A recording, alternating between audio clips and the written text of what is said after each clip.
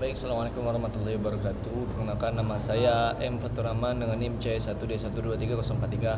Baik, kali ini saya akan menjawab 4 soal dari mata kuliah Cyber Security. Baik, untuk soal pertama yaitu jelaskan secara singkat bagaimana peran dapat memodifikasi landscape kejahatan cyber, baik dari sisi penyerang maupun sisi pertahanan. Berikan contoh spesifik untuk masing-masing sisi. Baik, jawabannya itu AI telah mengubah landscape kejahatan cyber dengan mempermudah serangan sekaligus meningkatkan pertahanan. Di sisi penyerang, AI digunakan untuk membuat serangan lebih canggih dan otomatis, seperti phishing yang dipersonalisasi menggunakan deepfake, suara atau video dan untuk menipu korban. Contohnya, penjahat cyber dapat memanipulasi suara CEO menggunakan AI untuk memerintahkan transfer dana palsu. Di sisi pertahanan, AI membantu mendeteksi ancaman lebih cepat dengan menganalisis pola serangan dan memblokir aktivitas mencurigakan. Misalnya, sistem AI seperti Behavioral Analytics dapat mengidentifikasi penyimpangan akses pengguna dan mencegah data breach. Dengan demikian, AI menjadi senjata double edge dalam dunia kejahatan cyber.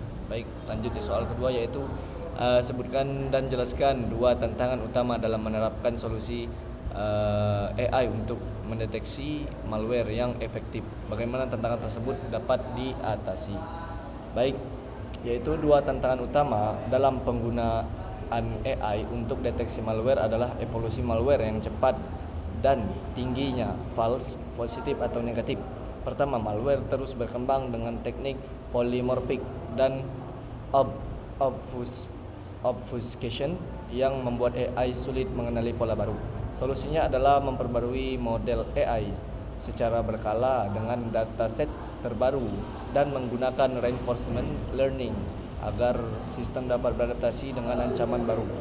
Kedua, AI terkadang menghasilkan false alarm, mengira aktivitas normal sebagai ancaman, atau gagal mendeteksi malware canggih atau false negatif. Untuk mengatasinya, diperlukan hybrid approach yang menggabungkan AI dengan analisis manual serta teknik ensemble learning untuk meningkatkan akurasi deteksi. Dengan pendekatan ini, sistem AI dapat lebih andal dalam memerangi malware yang semakin canggih.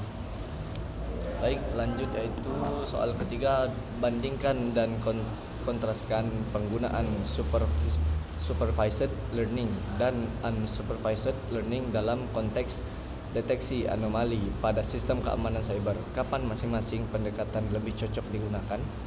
Yang pertama yaitu supervised learning, yaitu cocok untuk deteksi anomali ketika data sudah dilabeli misalnya normal atau serangan, karena model belajar dari contoh yang jelas untuk mengidentifikasi pola ancaman yang diketahui.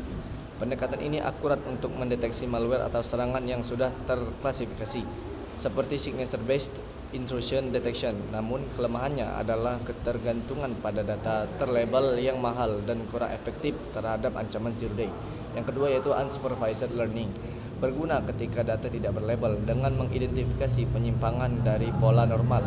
Ini ideal untuk mendeteksi serangan baru atau anomali yang belum pernah dilihat sebelumnya, seperti aktivitas insider threats atau serangan canggih yang tidak memiliki signature yang jelas. Namun, metode ini lebih rentan terhadap false positives karena tidak memiliki panduan label.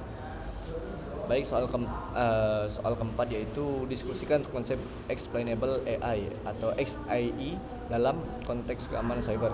Mengapa XAI menjadi semakin penting untuk aplikasi AI dalam bidang ini, terutama dalam pengambilan keputusan kritis terkait ancaman?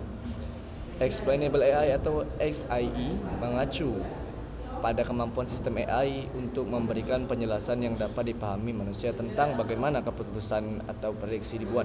Dalam keamanan cyber, XAI menjadi kritis karena pengambilan keputusan terkait ancaman seperti blokir serangan atau respons insiden membutuhkan transparansi atau akuntabilitas. Tanpa XAI, model AI yang kompleks seperti deep learning beroperasi seperti kotak hitam, menyulitkan analisis untuk memverifikasi keabsahan deteksi atau memahami false positif atau negatif. Misalnya, jika sistem AI memblokir akses pengguna karena mencurigai serangan insider, tim keamanan perlu tahu faktor apa yang memicu alarm, misalnya pola akses anomali atau lokasi tidak biasa. Baik, mungkin segitu saja dari saya. Saya akhiri, wabillahi taufiq wal hidayah. Assalamualaikum warahmatullahi wabarakatuh.